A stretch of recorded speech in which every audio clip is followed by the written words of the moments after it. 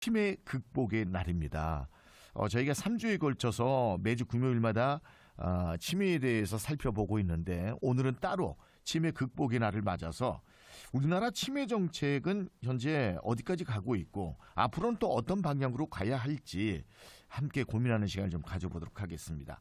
김성진 아시안치매연구재단 이사장 오늘 스튜디오에 직접 나와주셨습니다. 이사장님 어서 오십시오. 네, 안녕하십니까. 김성진입니다. 예, 반갑습니다. 예, 반갑습니다. 저희가 지난번에는 우리나라 그 경기 전망에 대해서 전화로 인터뷰를 한 기억이 있는데 네. 예, 오늘 이렇게 직접 스튜디오를 방문해 주셨어요. 예. 우리가 이제 치매 극복의 날 이렇게 얘기를 하고 있는데 어떻게 보면 정확하게는 치매 극복을 위해 노력하는 날이라는 게 맞겠죠? 네, 그렇습니다. 예. 예. 이제 세계 치매의 날이라고 그러는데요. 그래서 이제 이 세계 보건기구가 네. 전 세계적으로 치매가 문제가 되니까 네, 네. 이게 극복 방안을 찾아보자 해서 지정한 날인데요. 네. 1995년에 예. 처음 지정이 됐고요. 어. 근데 우리나라는 네. 치매 관리법에 따라 음. 치매 극복의 날로 이름을 지었습니다. 그래서 네. 2008년부터 매년 기념 행사를 하고 있는데요. 저도 어제 광주시청에 네. 제 16회 기념 행사에 다녀왔습니다. 예. 그러시군요. 네. 지금 우리나라의 치매 환자가 엄청 빠르게 증가를 하고 있다고 하는데 네. 어떻습니까 지금 현황이? 사실 치매 환자는 고령화와 굉장히 밀접한 관련을 가지고 있습니다. 그렇겠죠. 예, 그래서 아무튼 통계청에 따르면은 예. 우리나라 고령 인구의 가속 속도 이게 세계에서 첫 번째입니다. 네.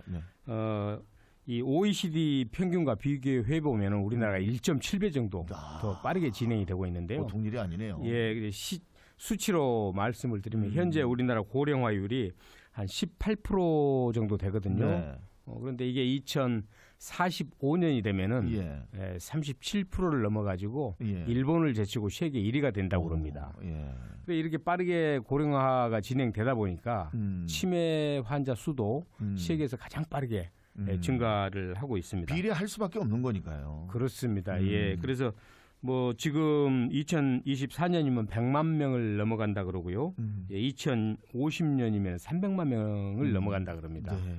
이렇게 빠르게 증가하다 보니까 치매 유병률도 현재 10명 중에 1명 정도 65세 어르신들 중에 10명 중에 1명이 걸리는데 2050년이 되면은 10명 중에 1.6명이 치매에 걸릴 그런 유병률을 보이고 있습니다. 네.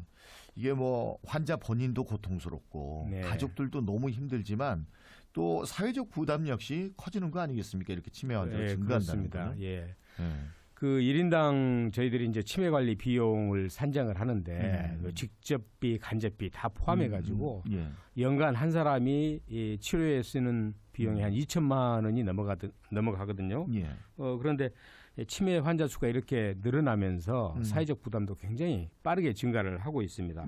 예. 현재 기준으로 약 100만 명이라고 그러면 치매 환자가 국가 전체의 치매 관리 비용은 약 한 20조 원이 되지 않겠습니까? 네. GDP 기준으로 보면은 지난해 약 1.1% 정도 됐습니다. 그런데 이게 2050년이 되면은 예. 100조 원이 넘어가고 거기에 따라서 전체 GDP에 차지하는 비율도 3.8%가 된다 그러는데요. 네.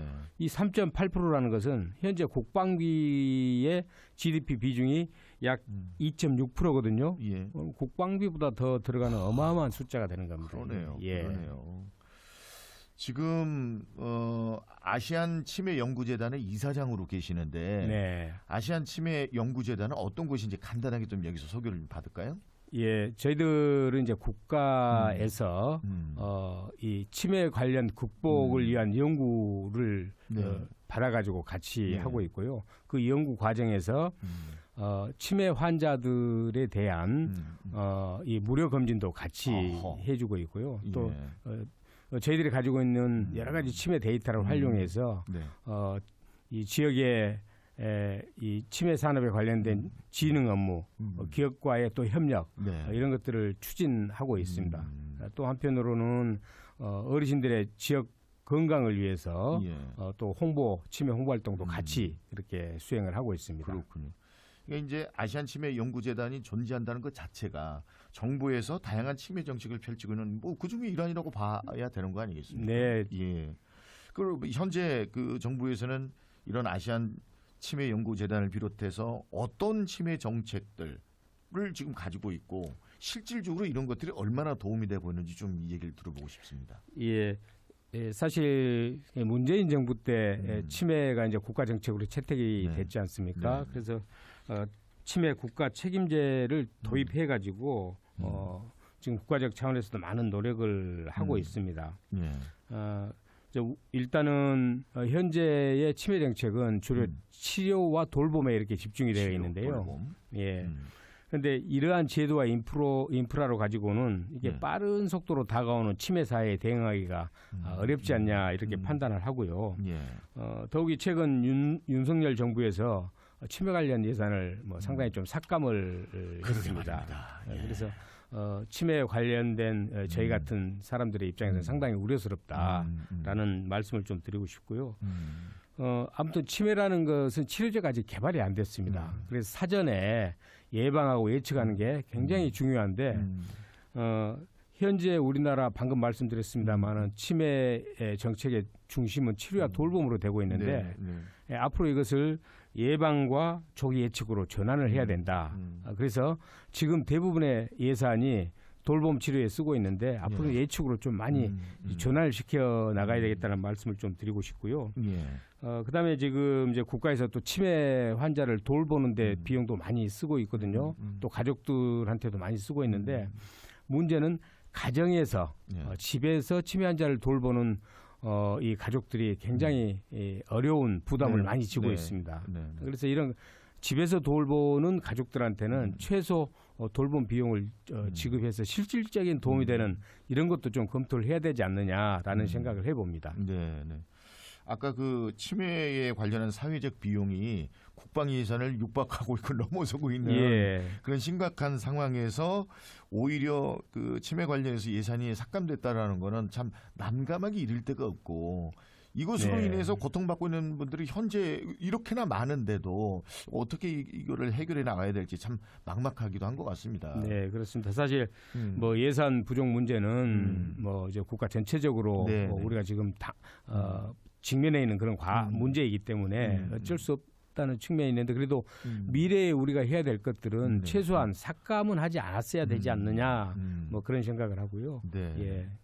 이제 우리가 그 안전에 관해서 저희 교통방송에서 자주 이제 얘기를 나누곤 하는데 재해가 와서 다 휩쓸고 나면 그걸 복구하는 데 너무 많은 시간이 걸리잖아요. 맞습니다. 예. 그건 그래서 이제 예방이 더 중요하다. 그걸 복구하는 데 들이는 비용을 예방에 사용한다면 그런 가정을 많이 해보거든요. 근데 이제 치매도 이제 같은 맥락에서 볼 수 있다고 지금 생각하시는 것 같아요.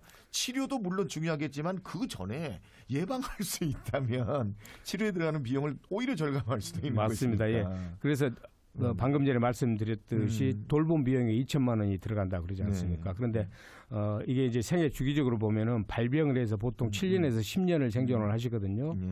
그런데 우리가 미리 조기에 예측을 하면은 이 치매 발병 시기를 5년 정도를 앞당길 수가 있습니다. 그러면 들어가는 비용을 1년에 2천만 원씩만 전략을 해도 1인당 한 1억 정도를 전략할 수 있다는 이야기가 나오는 거고 국가 전체적으로도 그만큼 비용이 절감하게 됩니다. 그러네요. 치매 인구가 이렇게 늘어가는 과정에서 그 정부의 정책 중에 하나지요. 치매 안심센터. 이게 이제 각 시, 군, 구 단위에 설치되어 있는 걸로 아는데 구체적으로 어떤 역할을 지금 하고 있습니까? 전국에 한 265개소가 설치되어 있는데요. 어떻게 보면은 우리 치매와 관련된 환자나 가족들이 가장 먼저 접하고 가장 많이 이용하는 시설이거든요. 그래서 현재 이제 치매 환자를 위한 치매 이제 사전 검진도 해주고 등록도 해주고 그다음에 치매 가족들에 대한 지원도 해주고 있습니다. 그래서 이런 서비스를 수행하는 기관인데 현재는 이 병원들 있지 않습니까? 치매 관련 병원들이나 치매 관련 기구들과의 협력 업무를 또 수행을 해야 되는데 앞으로는 그런 부분을 좀 역할을 강화해 가지고 치매 환자들과 관련된 원스톱 서비스 기관으로 좀 거듭 나기를 좀 바라는 그런 과정이라고 보시면 되겠습니다. 이제 여태 얘기는 치매 극복을 위해서 또는 이제 치매 환자들의 그 대응하는 이런 부분에 대해서 얘기를 나눴다 그러면 관점 조금 달리해서 좀 이렇게 질문을 드리겠습니다. 이 치매 환자 증가가 일자리와 산업적 측면에서 활용해야 한다. 예. 이런 의견도 있는데 저는 약간 좀 충격적인 얘기였거든요. 어떻게 그게 가능하다는 얘기이신가요?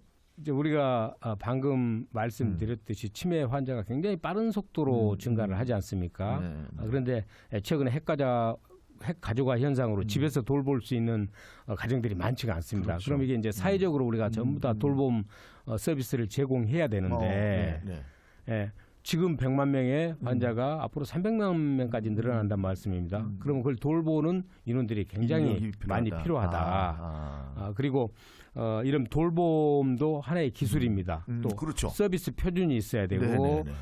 돌보기 위한 제품들도 필요하고 또 이런 돌보기 위한 디지털 기술도 여러 가지 적용이 가능하거든요. 네. 그래서 이런 측면에서 국가가 이런 서비스 표준이나 R&D 이런 데 투자를 해야 된다는 이야기고요. 네. 또 한 측면에서는 치매와 관련된 인구가 늘어나면은 치료 기기라든가 의약품이라든가 예. 보조 식품이라든가 이런 것도 하나의 산업군으로 형성이 됩니다. 네. 그런데 세계적으로 아직 초기 단계이기 때문에 우리나라가 먼저 선점해서 추진하면은 충분히 새로운 성장 산업으로도 역할을 할 수 있지 않느냐 그런 기회를 잡을 수 있다고 생각을 합니다. 그렇군요. 저희가 이렇게 짧은 시간 내에 치매에 관한 이렇게 더 깊이 있는 얘기를 나누는 것은 좀 한계가 있습니다만 네. 적어도 아시안 치매 연구재단에서 어떤 일을 하고 있고 또 네. 어떤 일이 앞으로 필요한 것인지에 대해서는 한번 고민해봤던 시간이 됐던 것 같습니다. 이제는 진짜로 현실적인 과제가 돼버린 이 치매에 관한 문제 앞으로도 극복을 위해서 많은 노력을 좀 해주시기를 당부 말씀드리겠습니다. 네, 아무튼 치매가 없는 그날까지 열심히 뛰도록 하겠습니다. 네. 오늘 함께해 주셔서 감사합니다. 네, 고맙습니다. 네, 지금까지